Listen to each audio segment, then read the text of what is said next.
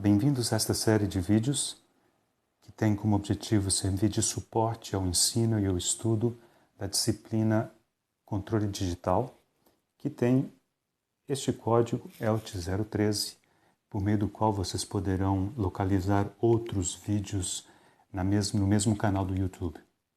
Apesar da disciplina ser chamada Controle Digital, aqui eu utilizo o nome Controle de Sistemas Amostrados, e a razão eu espero poder discutir com vocês nas próximas transparências, que utilizarei como motivação, como introdução ao estudo do assunto.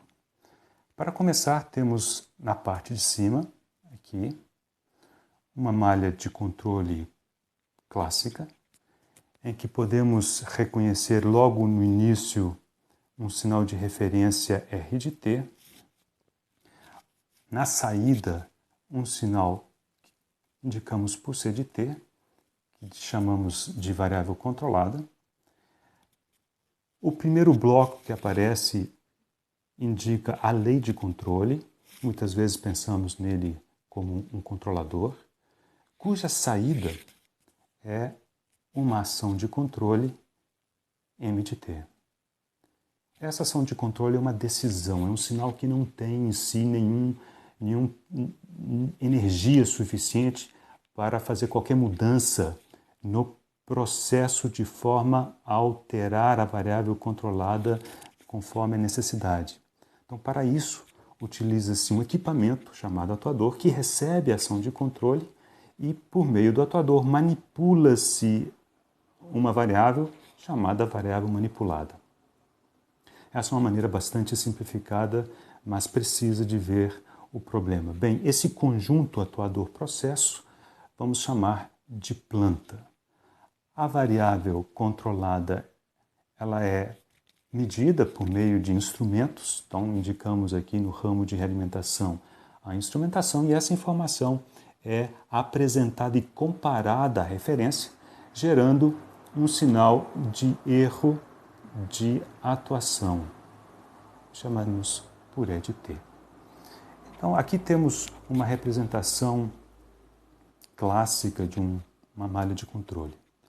Se desejarmos representar isso no domínio de Laplace, o que é bastante comum e conveniente, então representamos normalmente por R de S, E de S, chamaremos o controlador de D de S, ação de controle M maiúsculo de S, a planta G de S, variável controlada, sua transformada de Laplace C de S, e o bloco de realimentação H de S. Esse é um sistema em tempo contínuo. Algumas definições a mais importantes que precisamos. Nesta malha, o produto D de S, G de S é a função de transferência de ramo direto. E D de S, G de S, H de S é a função de transferência de malha. Algumas pessoas chamam isso de função de transferência de malha aberta, ou simplesmente de malha. É a função de transferência desta malha. É como se abríssemos a malha aqui, injetássemos um sinal e víssemos o que volta.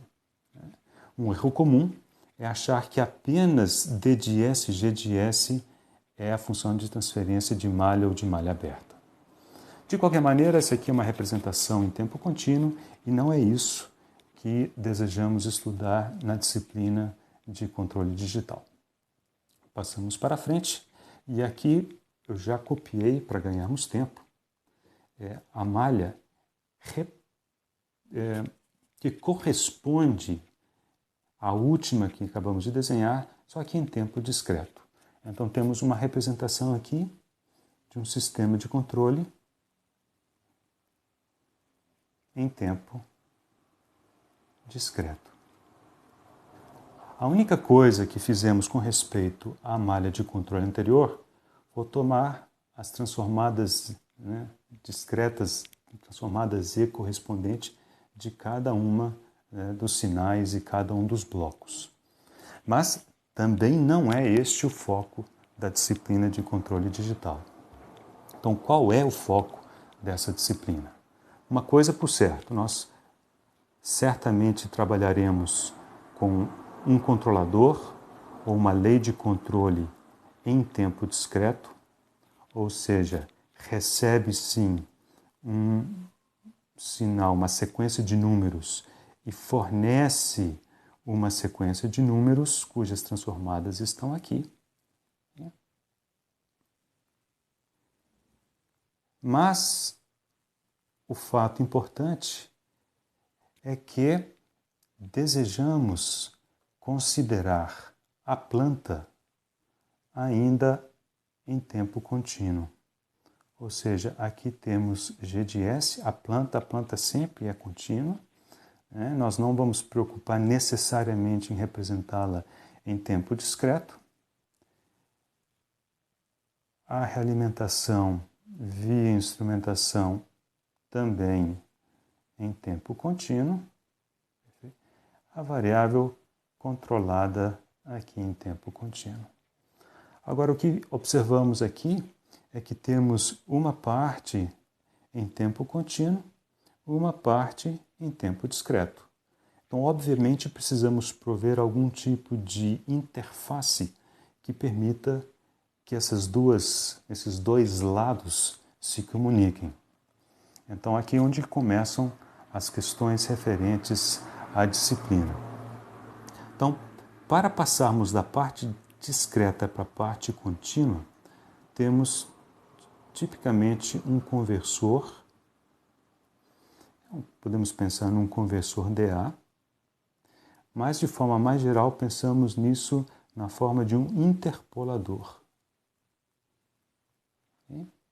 que recebe um sinal em tempo discreto e produz um sinal equivalente em tempo contínuo. E, vindo do lado contínuo, precisamos amostrar o sinal com tempo de amostragem T. Esse aqui é um amostrador ideal. Então, esse aqui é um amostrador. E, por definição, imaginamos que o amostrador é o processo inverso ao interpolador. Na prática, parte disso acontece num conversor AD. Então, aqui vemos claramente o que é o foco da disciplina de controle digital.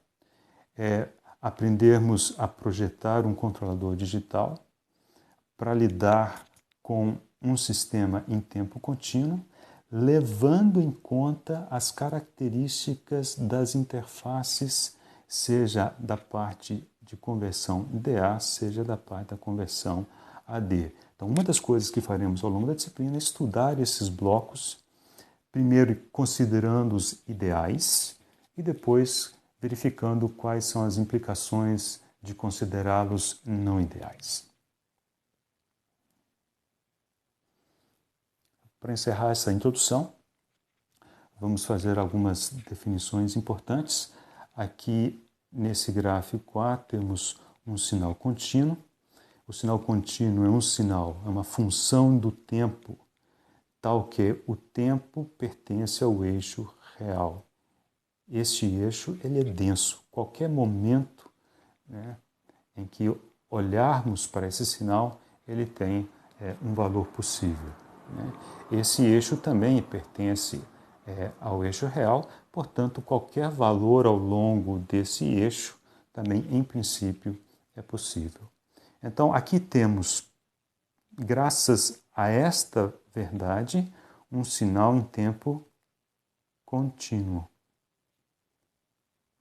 E graças a esta verdade, temos um sinal analógico. Okay? Muito bem. Agora imaginemos que tomamos esse sinal e começamos a tomar amostras regularmente espaçadas ao longo do tempo, de tal maneira que as representamos aqui. Agora, o eixo é um eixo de valores inteiros.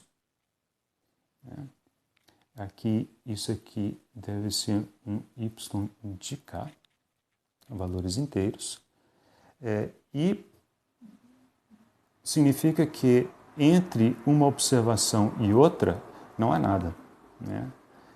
E temos então essa sequência de números, contudo, ao longo desse eixo, qualquer valor também ainda é possível, ou seja, esse eixo ainda é um eixo real. Graças ao tempo ser discreto, chamamos esse sinal de um sinal de tempo discreto, mas como esse eixo ainda é um eixo real, esse sinal, apesar de discreto no tempo, ele ainda é analógico nas suas amplitudes. Agora imagine que mantemos o tempo discreto, mas faremos uma alteração nesse eixo.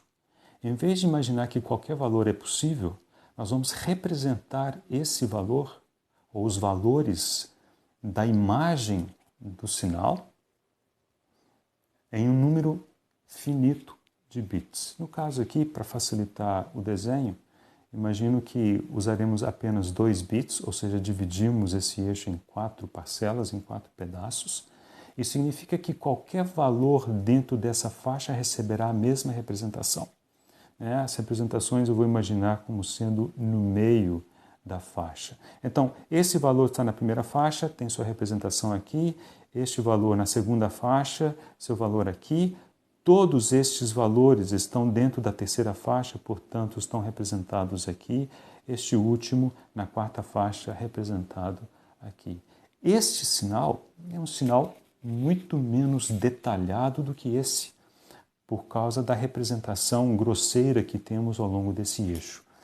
Essa representação é uma representação digital. Obviamente, em tempo discreto. Okay? Muito bem. Os efeitos da quantização é que tornam esse sinal mais grosseiro do que esse. É claro que a quantização aqui é exagerada, porque eu usei apenas 2 bits. Se a gente utilizasse 12, 14 bits, no desenho provavelmente não veríamos diferença. Então, o que é a área de controle digital? A área de controle digital é resolver este problema que discutimos aqui, imaginando que essas representações em tempo discreto, e aqui o sinal que sai daqui, são codificados com um número finito de bits. Portanto, precisaríamos levar em conta os efeitos da quantização. Não faremos isso ao longo desse curso. Então, de fato, o cenário a ser investigado ao longo desse curso é esse daqui, em que os sinais deste sistema de controle, eles são discretos no tempo, mas analógicos na sua amplitude. Qualquer valor é possível de ser representado e, por mais próximos que eles estejam, eles receberão representações distintas. Este é o cenário que chamamos de cenário de controle de sistemas amostrados. Amostrados porque existem os amostradores, aqui as duas interfaces, mas não é digital porque não levaremos em conta os efeitos da quantização. No próximo vídeo faremos ainda algumas definições que nos servirão de base para prosseguirmos ao longo do semestre.